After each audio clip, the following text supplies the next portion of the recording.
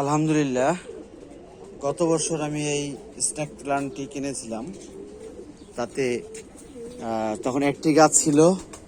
যে গাছ কেনার পরে আমি একটা ভিডিও দেখলাম যে পাতা থেকে চারা হয়।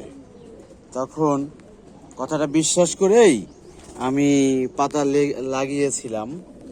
দীর্ঘ সময় হইল, এই প্রায় 1 বছর বা 8-10 মাস পরে দেখা গেল যে এই পাতা থেকে চারা গজিয়েছে। এই একটা গজিয়েছে, এইটারও একটা গজাইতেছে, এই যে। আর এইটা এখনো দেখা যাচ্ছে না। আশা করা যায় দুইটা যখন গজাইছে তাহলে ওইটারও গজাবে।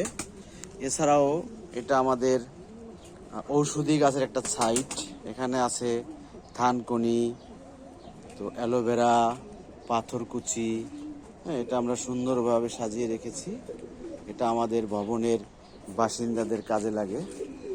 নিয়মিতই এখান থেকে থানকুনি পাতা, অ্যালোভেরা পাতা, তারপরে এই পাথরকুচি পাতা নিয়ে থাকে। আমরা ছাদ বাগান মূলত ঔষধি গাছের প্রাধান্য দিয়ে থাকি।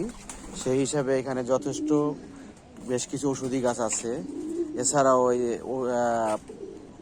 তুলসী, অ্যান্টি ডায়াবেটিক্স, কারি পাতা, পিপল জঙ্গির মতো কালেকশনও আমাদের কাছে আছে ইনশাল্লাহ। পেঁপে তো একটা ঔষধি বরাবরই। আমাদের এখানে পেঁপে, কলা গাছও আছে আলহামদুলিল্লাহ।